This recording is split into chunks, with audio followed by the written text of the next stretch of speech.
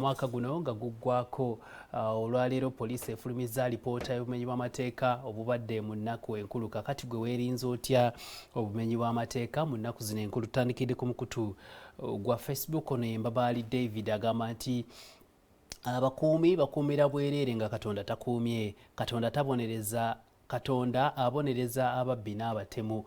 Kale oteeseza David, tukyali ku Facebook. Ono ye Kibuye John agambye nti tulina okwewala ebifo ebimu naddala we tusuubira nga tewali butebenkevu. Ekyo kyokka kiyinza okutuyamba. Nsinzidde wano Ngoma Nnene Egomba, batulabire nnyo Bannaggomba. Tugenze ku mukutu ogwa X. Ono Ekiweewa Haman agambye nti nze nsazeewo kubeera waka n'abantu bange. Ndowooza kigenda kunnyambako okwetinda. Ndowooza agamba okwerinda obumenyi bw'amateeka. Ekabaali mu ssaza lya Ssaabasajja Kabaka ery'Ekkooki mu Rakai District.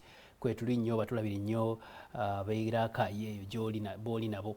Eunice Mises agambye nti nagenze n'abaana bonna mu kusaba era olwavuddeyo ne tunywa ne tulya nga tuli waka ne tusanyukira wamu. Ekyo nno kikulu, kiyambako okukuuma obumu. Muganda Hardboy Lule Simon Peter ku Metro Junior School agambye nti nze sigenda kugenda mu bifo ebisanyukirwamu ebitalina byakwerinda bimala, wamu n'okutegeeza ku poliisi omuntu gwe mba neekengedde lwakuba balina olugambo awangaale nnyo omwana wa Muteesa.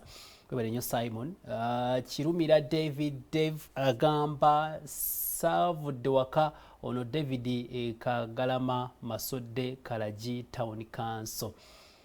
Ivan Alvaro naye ava ku mukutu guno ogwa X agamba kugenda mu bifo byensuubiramu obukuumi obumala nga mu nkuuka n'okugezaako okwewala ebifo ebisuubirwamu obulabe obw'amaanyi ssaako obulikonda obuzikiza n'awalala. Weebale nnyo.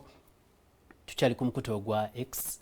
Tadeo Nsubuga agambye nti eby'okutambula ekiro nzeka nabyesonyiye. Kale ate gwe oteeseza nno bulungi Tadeo, ne tugenda koma ku ggwe ku nsonga eyo yennyini. Sigala ng'okyateekayo endowoozayo ku mulamu ogwo. Bye muteeseza byonna bikulu nnyo, biyambako abo bonna ababa balina enteekateeka ez'enjawulo okutwaliza wamu.